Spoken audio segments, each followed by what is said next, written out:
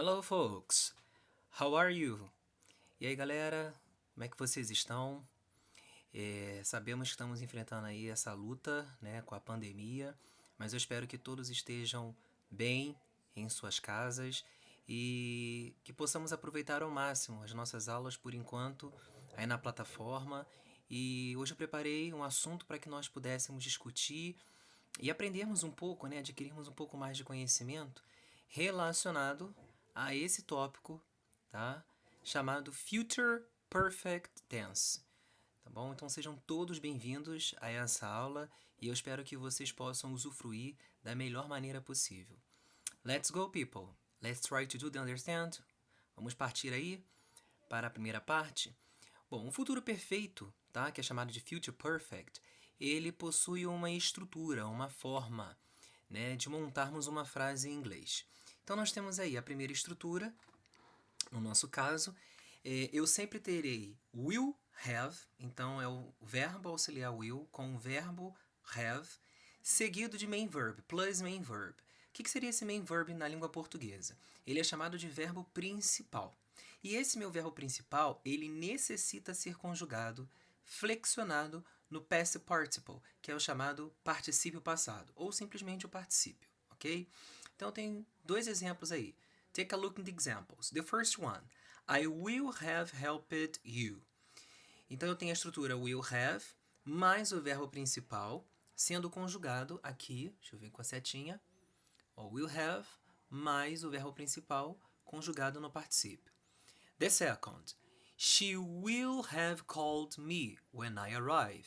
Então eu tenho mais uma vez aqui a estrutura com will have seguido do verbo principal no particípio. Quando eu tenho essa estrutura, o nome que eu darei a esse tempo verbal é chamado de Future Perfect. Sempre nessa mesma linha, ok? Vamos seguir aí. Let's go. Future Perfect use. This kind of tense refers to an action that will happen before another action in the future. Ou seja, quando é que eu necessito utilizar o futuro perfeito? Então, o futuro perfeito, ele refere-se a uma ação, tá, que acontecerá antes de uma outra ação também no futuro. Ou seja, eu tenho duas ações, tá, ok? E aí nós temos aqui, ó, by the time I'm 30 years old, I will have traveled to Europe. Então eu tenho a primeira oração aqui em cima, tá? Que vai de by the time, essa expressão, até old, a vírgula, separa agora a segunda oração. I will have traveled to Europe. Então, eu tenho agora duas orações, eu tenho duas ações, aonde uma acontece, ok? Antes da outra. Então, vamos partir para a próxima, para percebermos um pouco mais essa questão de estrutura. Pay attention. We have a positive meaning, tá? Então eu tenho aí a forma positiva. Como é que seria essa forma positiva? Nós chamamos em português de forma afirmativa, tá? Eu tenho a estrutura com will, tá? Então vocês estão observando aí que o will ele vai ser utilizado sempre, tá? Dentro do futuro perfeito, porque ele marca essa ideia de futuro.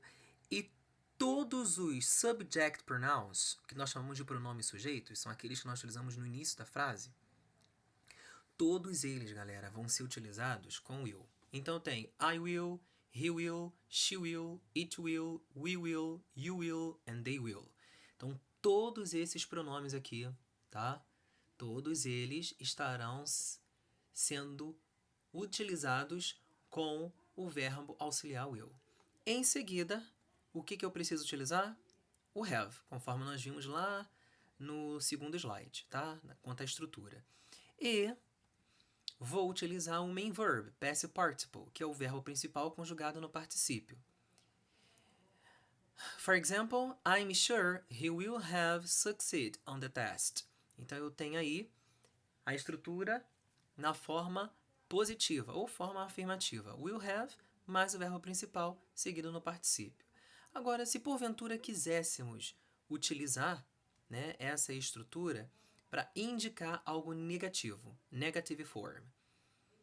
Pay attention. Subject, então é o sujeito, pode ser um desses pronomes aqui acima, ou pode ser um nome, tá? Um substantivo próprio, ou comum também.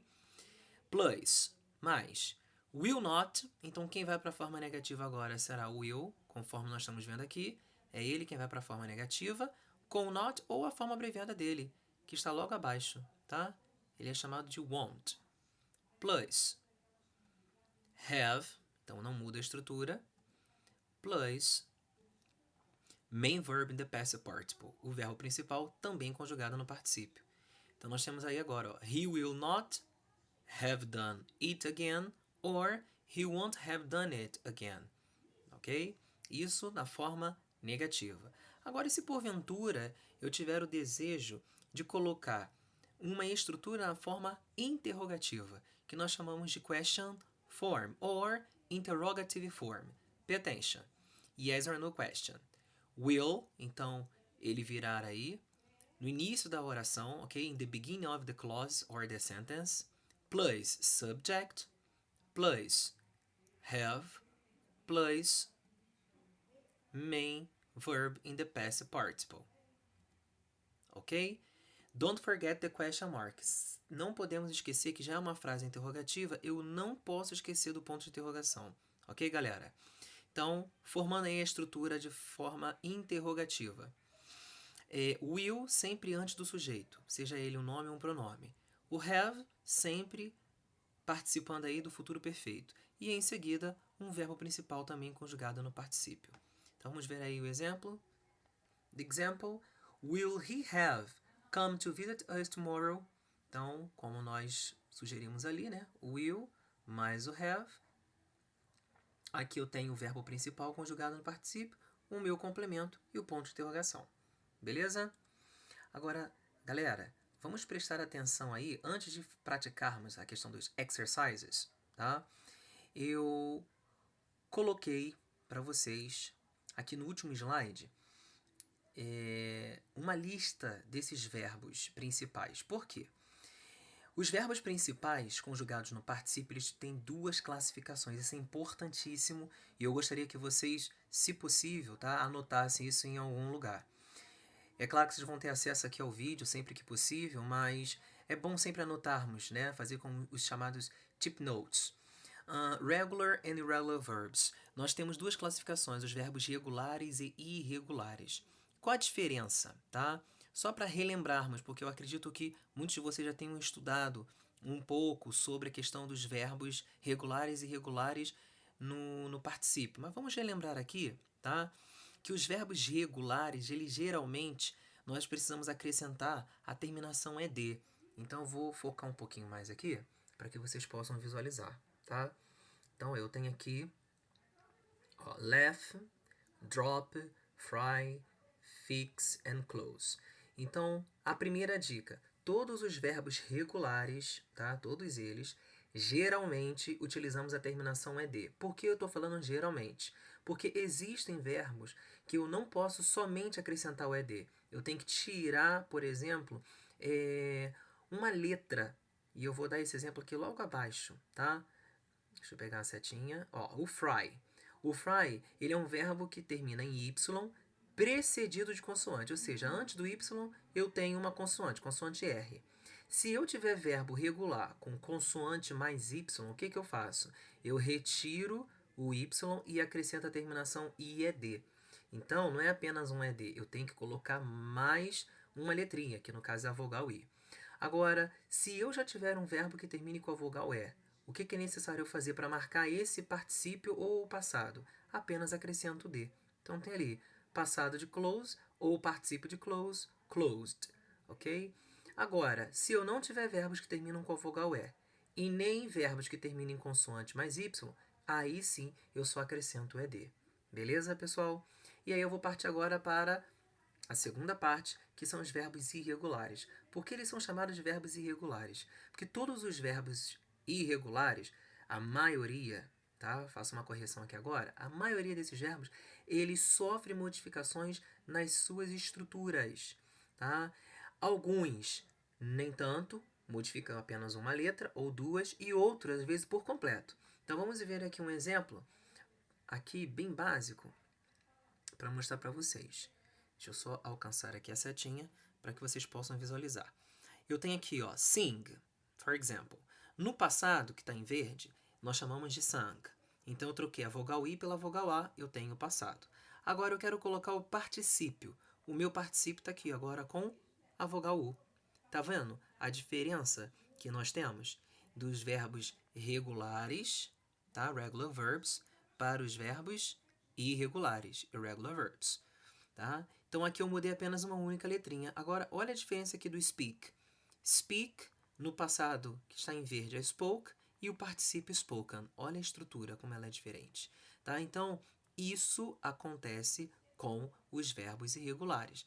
Podem haver modificações bruscas, gigantescas, ou apenas de uma ou duas letrinhas, tá? E aí, para poder facilitar, caso você tenha alguma dúvida, tá? Você pode consultar na internet. Existem diversas listas onde aparecem os verbos irregulares, porque são muitos verbos irregulares, e também existe uma listinha, né, que algumas pessoas fazem dos verbos regulares. Mas eu coloquei alguns exemplos aqui para que vocês possam observar, né, cautelosamente a diferença de um para o outro. Beleza? Agora sim, nós vamos partir para as nossas atividades. Espero que vocês tenham compreendido um pouco desse conteúdo e desejo a todos uma excelente semana, ok? Bye bye, see you!